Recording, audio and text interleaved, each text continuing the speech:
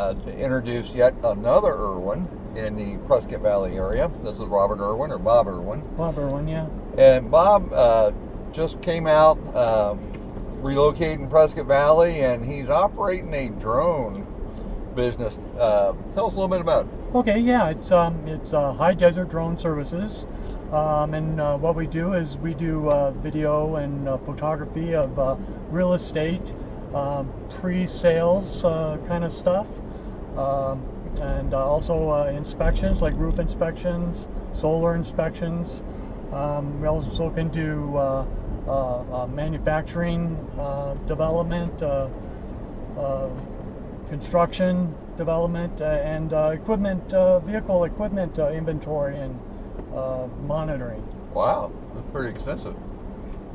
You got to do a little bit of everything. Got to do it. Got to do it all.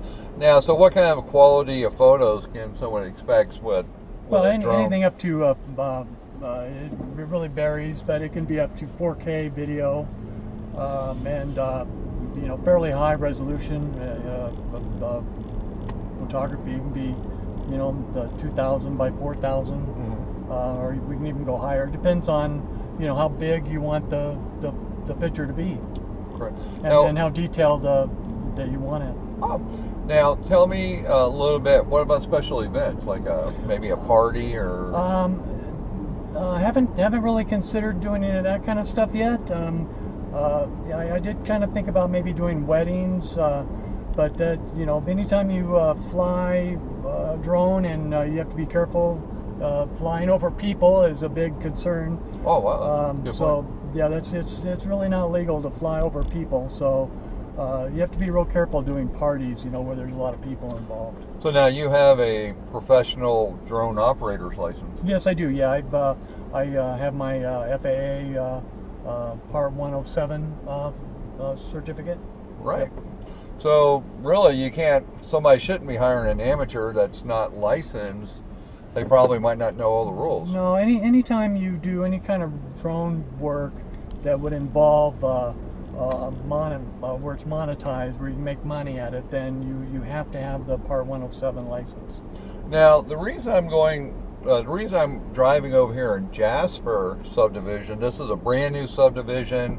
It's I think it's going to be a high end. The models aren't open yet, but I like driving back here to see how all the landscaping and what it's going to look like. But one of the things is this is physically within 5 miles of an airport. We're now in Class D airspace, and you're prohibited from flying drones in this area. Yeah, unless now you can get a waiver. You can request a waiver to fly in this area. It can take up to 90 days to get the waiver. Oh my gosh! So you just fill out the paperwork and then see if they let you do it.